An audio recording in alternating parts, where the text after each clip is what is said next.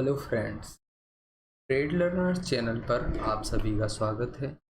दोस्तों, आज की वीडियो में मैं एक बहुत बहुत इम्पॉर्टेंट स्ट्रेटजी के बारे में बात करने वाला हूं और इस स्ट्रेटजी का नाम जो मैंने रखा है वो है माई टमाटर इन्वेस्टमेंट स्ट्रेटजी। ठीक है, तो इस स्ट्रेटजी का नाम क्या रखा है मैंने? माई टमाटर टमाटर इन्वेस्टमेंट टमाटर इन्वेस्टमेंट स्ट्रेटजी। ठीक है, स्ट्रेटजी जो है दोस्तों, इसका मैंने नाम रखा है। तो दोस्तों, ये काफ़ी इम्पोर्टेंट स्ट्रेटजी है। मैं ये कहना चाहता हूँ कि इस स्ट्रेटजी से जो है आप बहुत आसानी से जो है आज स्टॉक मार्केट में इन्वेस्टिंग का एक बहुत इम्पोर्टेंट कंसेप्ट सीखोगे कि भाई किसी भी स्टॉक में जब है आप इन्वेस्टमेंट करते हो स्टॉक मार्केट में, तो उसको किस प्राइस पे और कैसे समय पे ख़रीदना चाहिए और हाई क्वालिटी स्टॉक्स में कैसे इन्वेस्टमेंट किया जाता है। तो ये जो टमाटर इन्वेस्टमेंट स्ट्रेटजी है दोस्तों, ये आपको बताएगी कि आपको किस तरह से जो है स्टॉक मार्केट में इन्वेस्ट करना होता है। और ये बिल्कुल उसी तरीके से है दोस्तों, मैंने काफ़ी फील किया, महसूस किया। जिस तरीके से हम सब्जी मंडी में सब्जियों के दाम होते हैं, वैसा ही कुछ जो है स्टॉक मार्केट में स्टॉक्स के भी दाम होते हैं। उनकी भी उतनी ही उसी तरीके से डिमांड होती है, उसी तरीके से उनकी सप्लाई होती है। ठीक है, यही सेम फिनोमिना अगर आप देखोगे दोस्तों, तो आपको देखने को मिलेगा हमारे आम जीवन में भी। और डेली की सब्जी के दाम हुए या कोई भी चीज़ है जो हम मार्केट में जाते हैं ख़रीदते हैं, उसके दाम हुए दोस्तों, तो वो घटते बढ़ते रहते हैं। उसी तरीके से किसी भी स्टॉक की जो प्राइसेस होती है दोस्तों, वो भी घटती बढ़ती रहती है। ठीक है, तो दोस्तों आज का यही पर्पज़ रहेगा कि आपको समझाया जाए बिल्कुल बेसिक। कोई कोई सी भी सब्जी ले लो या कोई टमाटर ले लो, आप टमाटर में आप इन्वेस्टमेंट कर रहे हो या किसी स्टॉक में इन्वेस्टमेंट कर रहे हो, तो ये कुछ बराबर सी की बात है।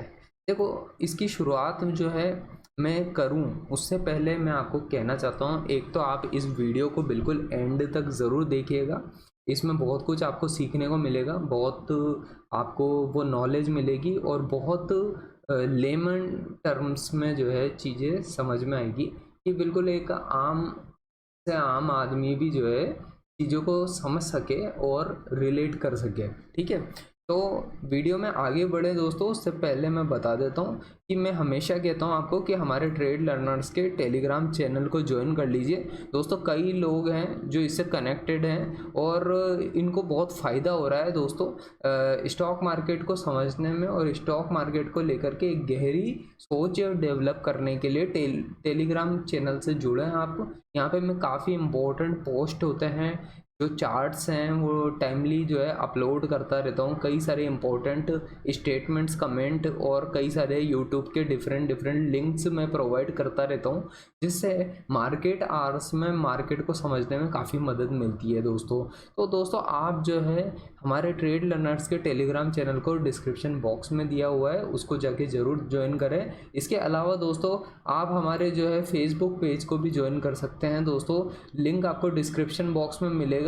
और यहाँ पे भी बहुत इंपॉर्टेंट पोस्ट होते हैं दोस्तों जो प्रोवाइड किए जाते हैं आपको टाइमली, और उससे जो है आपको बहुत कुछ सीखने और जानने को मिलेगा स्टॉक मार्केट के बारे में। काफ़ी सारे इंपॉर्टेंट पोस्ट होते हैं दोस्तों जो यहाँ पे डाले जाते हैं। ठीक है, तो आप जो है हमारे फेसबुक और इंस्टाग्राम पेजेस के साथ भी जुड़े हैं दोस्तों, लिंक आपको डिस्क्रिप्शन बॉक्स में मिल जाएगा। मैं हमेशा कहता हूं दोस्तों आपको कि स्टॉक मार्केट इन्वेस्टमेंट और ट्रेडिंग के ऊपर दोस्तों कुछ इम्पोर्टेंट बुक्स हैं जिनको आपको पढ़ लेना चाहिए अगर आप जो है फाइनेंशियल फ्रीडम के पाथ पर आगे बढ़ना चाह रहे हो, और वो भी स्टॉक मार्केट में ट्रेडिंग और इन्वेस्टमेंट के थ्रू करियर बना के। तो दोस्तों, मैं यही कहना चाहूँगा कि आप जो है वो जो बुक्स हैं, जो इम्पोर्टेंट बुक्स हैं जिनको मैंने भी पढ़ा है अपनी खुद की इन्वेस्टमेंट और ट्रेडिंग की लर्निंग के लिए दोस्तों उन सभी इम्पोर्टेंट बुक्स का लिंक आपको डिस्क्रिप्शन बॉक्स में दिया हुआ है, तो आप इन सबको जाकर के ज़रूर ज्वाइन कर लीजिए और इन बुक्स को भी ज़रूर बाई करें, पढ़ें, आप अपनी नॉलेज बढ़ाएं और दोस्तों अपने खुद के नोट्स बनाएं, ठीक है, ताकि वो नॉलेज जो है आपके हमेशा माइंड में बनी रहे और आप जो है बेसिक फंडामेंटल के कंसेप्ट हों या ट्रेडिंग के कंसेप्ट हों उनको आप हमेशा दिमाग में रखें, ताकि बेहतर तरीके से आप स्टॉक मार्केट में ट्रेडिंग और इन्वेस्टिंग कर सकें। तो चलिए दोस्तों, अब बिना समय खर्च करे हम वीडियो पे आगे बढ़ते हैं। तो दोस्तों यहाँ पे निफ्टी 50 का चार्ट दिया हुआ है। दोस्तों हम आमतौर पर ये सुनते हैं कि भाई अगर हमने जो है निफ्टी में आज से फॉर एग्जांपल अभी सन 2022 चल रहा है, आज से 20 साल पहले अगर हमने निफ्टी में पैसा लगाया होता तो 15% की दर से जो है निफ्टी ने हर साल जो है रिटर्न दिए हैं, एवरेज एनुअल रिटर्न दिए हैं, ठीक है, ऐसा बोला जाता है और आपने कई बार सुना भी होगा, ठीक है।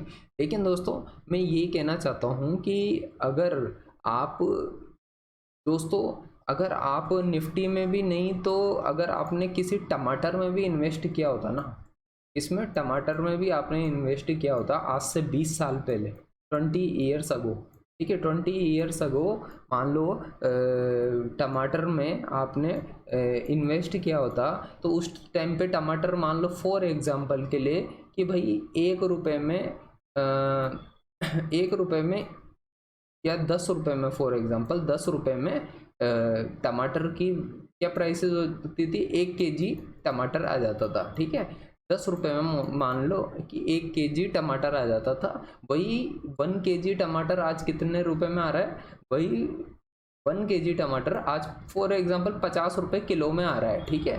तो 50 रुपये किलो में आज जो है टमाटर की वैल्यू आ रही है, ठीक है, जो टमाटर की वैल्यू 10 रुपये थी पर केजी, वही टमाटर की वैल्यू जो है 50 रुपये पर केजी आज के टाइम में सन 2022 में होगी, ठीक है, एक एग्जांपल है ये, ठीक है। तो दोस्तों समय के साथ में तो हर चीज़ की वैल्यू बढ़ती ही जाती है ना, ठीक है, इसका मतलब क्या है, महंगाई बढ़ी है, इसका क्या मतलब है, महंगाई बढ़ी है दोस्तों, ये बात आपको समझ में आनी चाहिए। इसके अलावा मैं तो ये कहता हूँ दोस्तों टमाटर छोड़ो आप, क्यों ना दोस्तों एक समोसा ही ले लो आप, एक समोसे की कीमत जो है, हम बचपन में समोसा खाया करते थे दोस्तों, 1 रुपये का एक समोसा आ जाता था, ठीक है, 1 रुपये का एक समोसा आ जाता था, ठीक है। तो आज के टाइम पे जो है इस समोसे की कीमत जो है दोस्तों 10 रुपये हो चुकी, 10 रुपये में जो है दोस्तों एक समोसा आता है, ठीक है, एक समोसा 10 रुपये में आता है। तो अगर आपने समोसे में भी इन्वेस्टमेंट किया होता तो वो समोसे का इन्वेस्टमेंट ही 10 गुना हो गया होता, 10 टाइम्स तो हो ही गया ना, मल्टीप्लाई 10 टाइम्स हो गया कि नहीं हुआ, 20 साल में समोसे की कीमत ही दुगनी, ये 10 गुनी होगी, ठीक है, 1 रुपये के समोसे की कीमत 10 रुपये की होगी, ठीक है। तो आप ये देख सकते हो कि हर चीज़ की प्राइसेस बढ़ी हैं समय के साथ में, है ना। अब तो निफ्टी की भी प्राइसेस बढ़ी हैं, इंडिविजुअल शेयर्स की भी प्राइसेस बढ़ी हैं, कंपनीज का मार्केट कैप भी बढ़ा है, ठीक है, सब चीज़ें हुई हैं तो पैसा भी बढ़ा है, ठीक है। तो अब देखो दोस्तों एक बहुत सिंपल केस लेता हूँ, रिलायंस के स्टॉक से समझाने की कोशिश करता हूँ कि रिलायंस के स्टॉक में टमाटर इन्वेस्टमेंट की जो हमारी स्ट्रेटजी है वो कैसे अप्लाई होती है।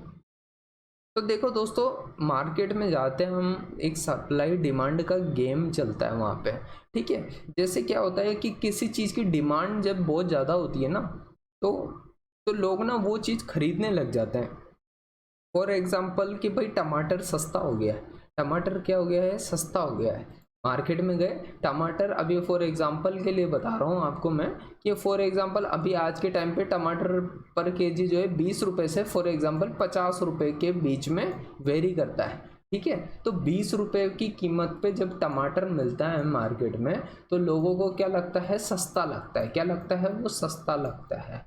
और जब वो 50 रुपये का हो जाता है दोस्तों, तो लोगों को क्या लगता है, अरे यार महंगा हो गया, ये तो महंगा होता है, तो महंगा जो है लगता है, लोगों को महंगा लगता है। ठीक है, टमाटर तो जब 20 रुपये का होता है तो लोग सोचते हैं कि यार टमाटर में ना, टमाटर खरीदना चाहिए भाई, टमाटर की सब्जी बननी चाहिए, टमाटर को जो है खाना चाहिए, टमाटर जो है लोगों को अच्छा लगने लग जाता है जब वो 20 रुपये का रहता है। ठीक है, तो जब 20 रुपये की चीज़ मिल रही होती है तो 20 रुपये पे टमाटर अच्छा लगता है। उसी तरीके से दोस्तों ये रिलायंस का स्टॉक भी जो है जब ये नीचे आता है ना, नीचे आता है मतलब जब जब ये अपने 200 डे के मूविंग एवरेज के आसपास आता है ना, 200 डे के मूविंग एवरेज के आसपास आता है, तो फिर हमको अच्छा लगता है। क्या लगता है, सस्ता लगता है हमको लगता है अब सस्ता हो गया ना, ये इन प्राइसेस पे सस्ता हो गया, सस्ता हो गया, यहाँ सस्ता हो गया, यहाँ सस्ता हो गया, यहाँ पे भी सस्ता था। ठीक है, कई बारी मार्केट में करेक्शन आ जाती है या कोई ओवरऑल इकोनॉमी ख़राब हो जाती है तो ज़्यादा जो है करेक्शन आ जाती है। ठीक है, तो वो बहुत अच्छी बाइंग अपॉर्चुनिटीज़ की तरह होता है दोस्तों। तो क्या होता है कि जब रिलायंस का स्टॉक यहाँ पे 2000 रुपये के नीचे चल रहा था तो सस्ता लगता था, तो लोगों को उस पे बाइंग करने का जो है बहुत ज़्यादा वो हुआ कि भाई बाइंग बढ़ानी चाहिए। ठीक है, क्योंकि रिलायंस का स्टॉक बहुत सस्ता है तो लोगों ने खरीदना शुरू कर दिया। अब वो कीमत 2600 रुपये पे पहुंच गई, 2000 के स्टॉक की कीमत 2600 पहुंची जैसे ही, तो लोगों को लगा यार महंगा हो गया ये तो लोगों ने बेचना शुरू कर दिया। ठीक है, तो दाम जो है घट के नीचे आ गए। अब वापस से ये जो है एक साइकिल है जो वापस से स्टार्ट हो जाती है। अब लोगों को इतने 6-7 महीने का टाइम बीत गया, 6-7 या 8 महीने बीत गए दोस्तों, उसके बाद में रिलायंस का स्टॉक ना 2200 पे भी सस्ता लगने लग गया। 2200 पे भी लोगों को क्या लगने लग गया, रिलायंस का स्टॉक ऐसा लगने लग गया कि सस्ता है। क्या है, सस्ता है, तो फिर वो वापस से खरीदना शुरू कर देते हैं 2200 के ऊपर, और फिर वापस से रिलायंस के स्टॉक की प्राइसेस बढ़ने लग जाती है। ठीक है, तो इस तरीके से जो है रिलायंस का स्टॉक जो है उसमें जो है तेजी और गिरावट जो है होती रहती है। ठीक है, तो इस वजह से आप देखोगे कि रिलायंस का स्टॉक ऊपर जाता है, फिर नीचे आ जाता है, फिर ऊपर जाता है, नीचे, ऊपर नीचे, ऊपर नीचे, इस तरीके से बड़ा तरीके से चलता रहता है। ठीक है, ऊपर नीचे चलता रहता है। ठीक है, अब ये ऊपर जा रहा है, अभी ये कहीं ना कहीं वापस से थोड़े टाइम बाद जो है ना फिर नीचे आ जाएगा। ठीक है, तो इस तरीके से जो है मार्केट में साइकिल्स चलती हैं। हमको जो है अच्छी अपॉर्चुनिटीज़ देखनी होती है कि हमको कहाँ पे जाके इन्वेस्ट करना है।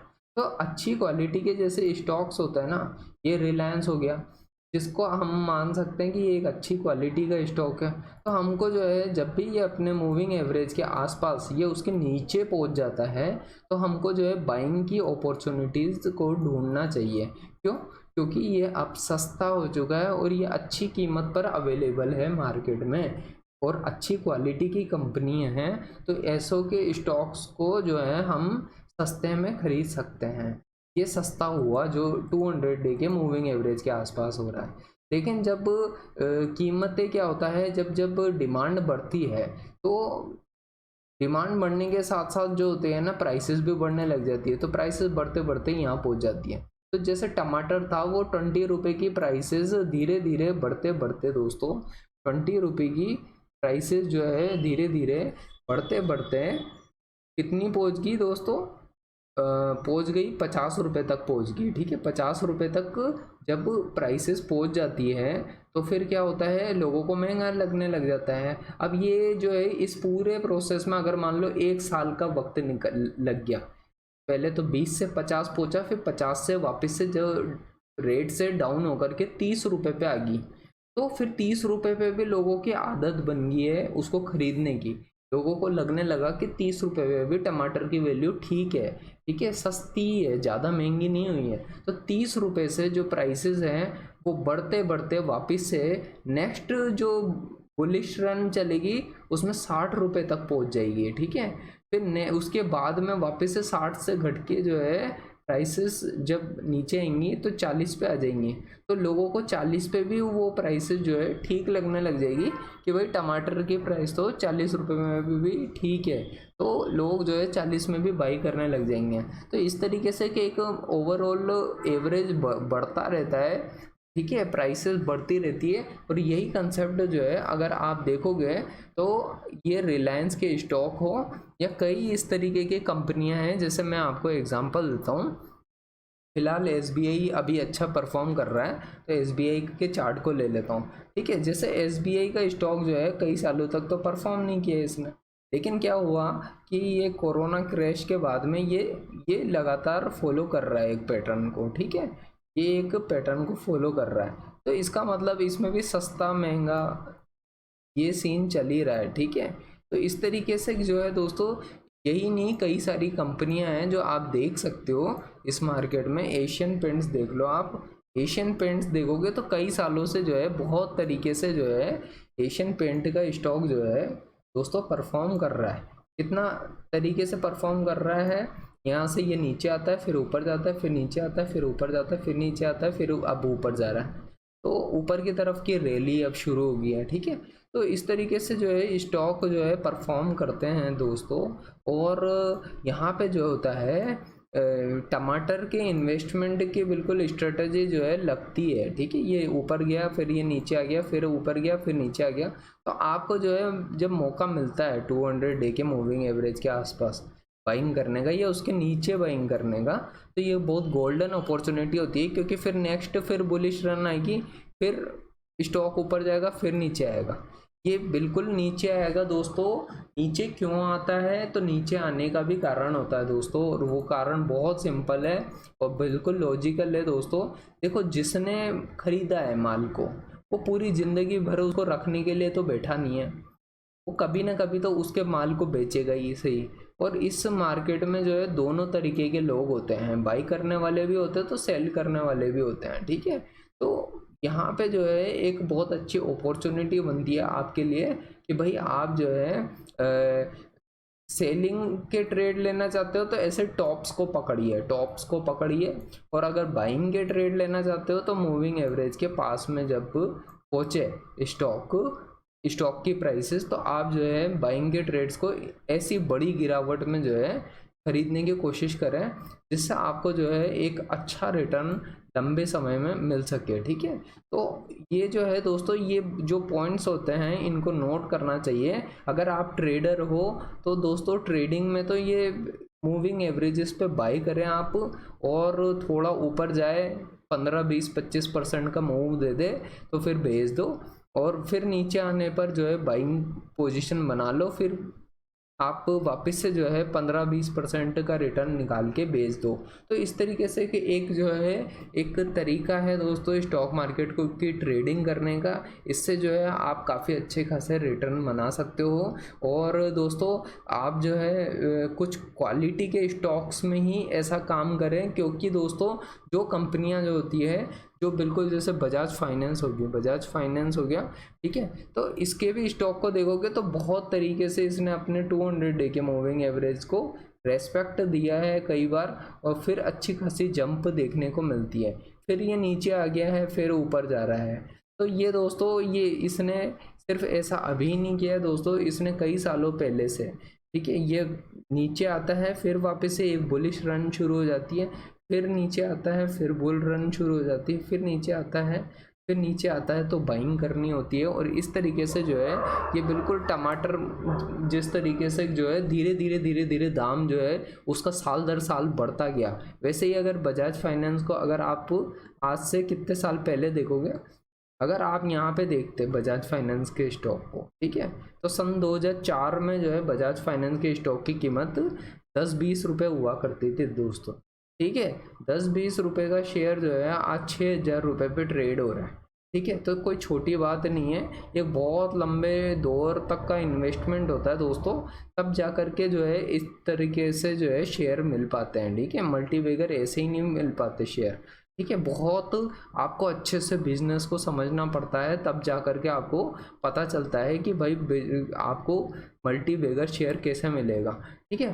और ये बजाज फाइनेंस के शेयर में जो क्रैश आया था, ये कोरोना क्रैश के टाइम पे, ये तो एक्सेप्शनल था कि आपको एक मौका मिल रहा था कि आप जो है इतनी सस्ती कीमतों पर भी बजाज फाइनेंस जैसी कंपनी के शेयर को खरीद सकते हो। ठीक है, तो आपको जो है इस तरीके से मार्केट मौका देता है बीच बीच में। मार्केट में बायर्स के साथ साथ सेलर्स भी होते हैं, और जो बायर होता है वही सेलर भी होता है दोस्तों। ठीक है, ऐसा नहीं है कि जो बायर है या बुलिश पर्सन होता है वो हमेशा से बाई करने के लिए ही बैठा हुआ है, वो सेल भी करता है अपने माल को। तो सेल करेगा तो अच्छे टॉप्स पर सेल करेगा। वो टॉप्स देखने के कई सारे तरीके हो सकते हैं। ठीक है, तो मैं उम्मीद करता हूँ दोस्तों ये वीडियो तो बहुत बड़ी होगी, लेकिन जिन लोगों ने अब तक सीखा होगा इस वीडियो से, उनको ये टमाटर इन्वेस्टमेंट का लॉजिक पूरी तरह से समझ में आया होगा। और मैं उम्मीद करता हूँ कि आप भविष्य में जो है इस लॉजिक को अप्लाई करके बेहतर इन्वेस्टमेंट करेंगे और अपने जो है ट्रेडिंग के पैटर्न को जो है बेहतर करेंगे। चाहे आप एज ए ट्रेडर वर्क करो या एज एन इन्वेस्टर वर्क करो दोस्तों, ये जो स्ट्रेटजीज़ हैं ये आपके जो है काफ़ी काम आने वाली हैं। तो दोस्तों यहाँ पे मार्केट में और भी कई तरीके होते हैं। जैसे दोस्तों आपको ये लगेगा कि भाई कुछ स्टॉक्स होते हैं, फॉर एग्जांपल के तौर पे अगर हम देखें तो दोस्तों कुछ स्टॉक्स होते हैं जैसे जिन पे सर्किट ही लगने लग जाता है, तो वो ऐसे स्टॉक्स हो जाते हैं जिनकी अचानक से बहुत ज़्यादा डिमांड उठ खड़ी होती है। जैसे कोरोना के टाइम पे पीपीई किट की बहुत डिमांड थी और ऑक्सीजन के सिलेंडर की बड़ी डिमांड थी। तो वो क्या होता है कि कुछ कुछ समय ऐसे आते हैं जब किसी चीज़ की बहुत अपार डिमांड ही डिमांड होती है, लेकिन सप्लाई बहुत लिमिटेड होती है। तो ऐसे केस में जो होता है स्टॉक के दाम जो होते हैं वो बहुत ज़्यादा तेज़ी से बढ़ने लग जाते हैं। ठीक है, तो ये अभी जो है यूक्रेन और रशिया का जो क्राइसिस हुआ है उसके बाद में आप देख सकते होंगे कि कई सारे कमोडिटी प्रोडक्ट हैं उनके दाम बढ़ने लग गए हैं। ठीक है, तो उनकी डिमांड और उनकी ज़रूरत भी बढ़ने लग गई है। तो ये सब कुछ कारण हैं जो कि स्टॉक मार्केट में आपको ये बताते हैं कि भाई कब किस सिचुएशन में ऐसे कौन से स्टॉक को खरीदना चाहिए होता है कि आपको कम समय में जो है मल्टी बिगर स्टॉक मिल जाए। ठीक है, तो ये कुछ तरीके होते हैं दोस्तों। चलिए दोस्तों, मैं उम्मीद करता हूँ आपको काफ़ी कुछ सीखने को मिला होगा इस वीडियो से। और वीडियो को अगर आप दोस्तों अभी तक देख रहे हो तो दोस्तों इसके लिए दिल से बहुत बहुत धन्यवाद।